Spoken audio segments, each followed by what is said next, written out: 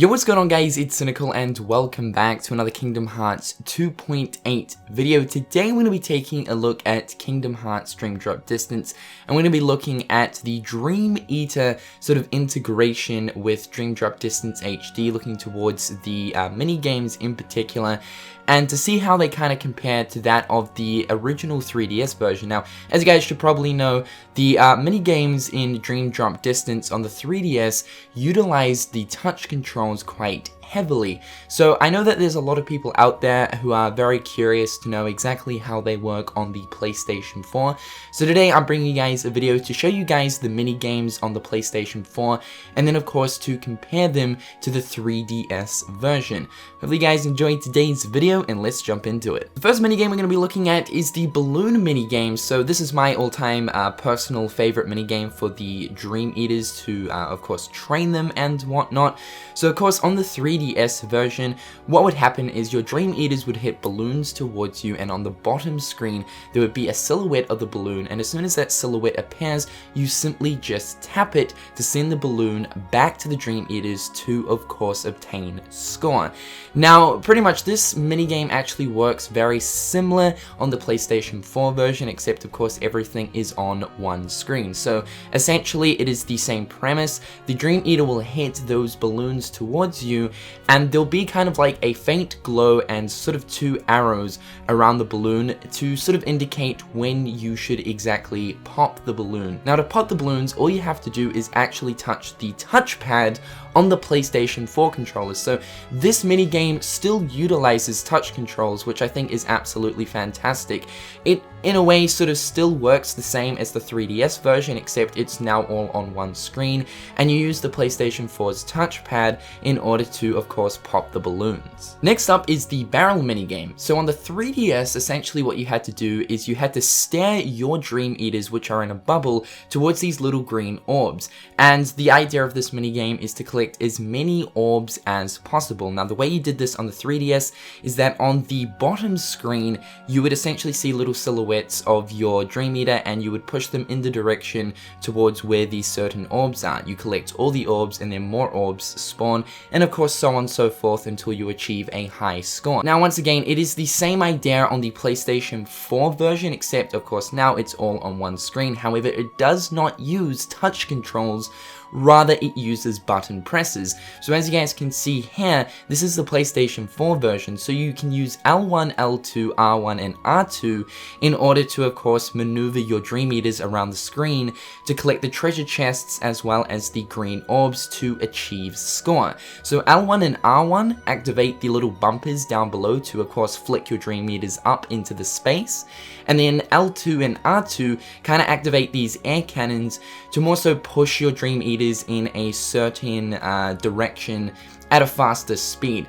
Now honestly, I find this minigame a lot easier on the 3DS because I just kind of feel like I have more control over like the direction my Dream Eaters are kind of like floating in, whereas I sort of found it a little bit harder on the PlayStation 4 version. So for me personally, I just sort of refrain from using the barrel minigame on the PlayStation 4 version just because of the fact that I do find it a tad bit harder. Still to the point though, it does work really nice, and the transition from the 3DS version of this minigame to the PlayStation 4 version still works out pretty good. The next minigame we're looking at is the Treasure Goggles minigame. Now in the original 3DS version, the way that this minigame worked is that you had to press A to scan the environment, and from there you'd be able to uncover these little secret hidden orbs.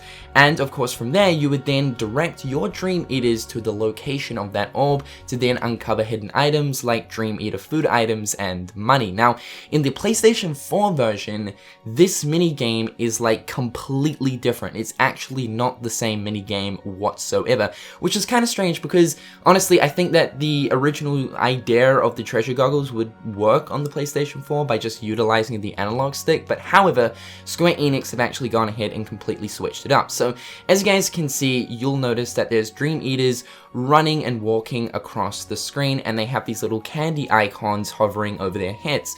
Then you guys will notice that R1 shoots blue candies, and L1 shoots red candies. So of course it's pretty straightforward. The Dream Eaters that have the red candies over their heads, you shoot red candies at them to then of course obtain score.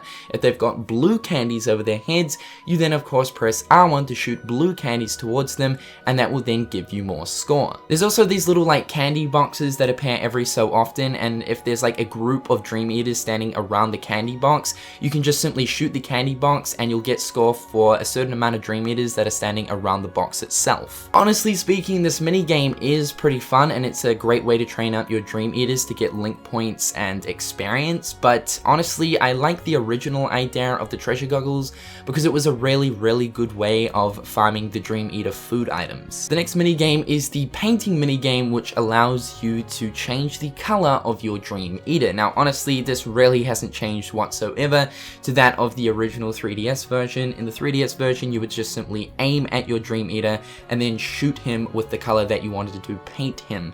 So it works pretty much the same on the PlayStation 4 version. And lastly is the food mini game, which is pretty self-explanatory. It is a system used to feed your Dream Eaters in order to increase their stats, whether it be attack, defense, or of course magic.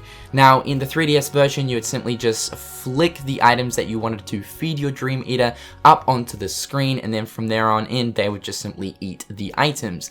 It works pretty much the same way on the PlayStation 4 version. As you guys can see here, we have like a little circle reticle in the middle of the screen, and we can kind of move around with the analog stick and choose whereabouts we want to shoot out the piece of food. Also, I thought I'd show you guys the petting system on the PlayStation 4 as well. This was a system used to, of course, increase the love gauge of your Dream Eaters. So the system is back on the PlayStation 4 version, and it works pretty similar to that of the 3DS version. On the 3DS, you would use your stylus to either prod or sort of pat your Dream Eaters in a sense, and you just kind of like use that on the touchscreen.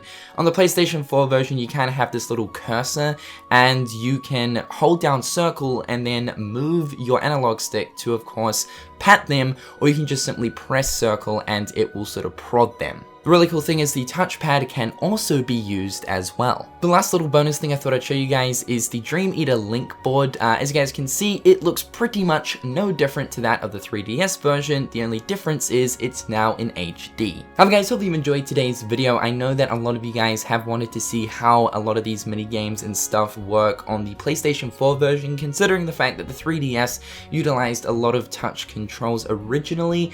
I think the transition from 3DS to PlayStation 4 is absolutely so impressive, and I think Square Enix have actually nailed it. So kudos to you, Square. I still have a lot more Dream Drop Distance content coming out for you guys, so of course make sure to stay tuned here on the channel. However guys, hope that you're having a fantastic day, and until next time, I'll catch you guys later. Peace.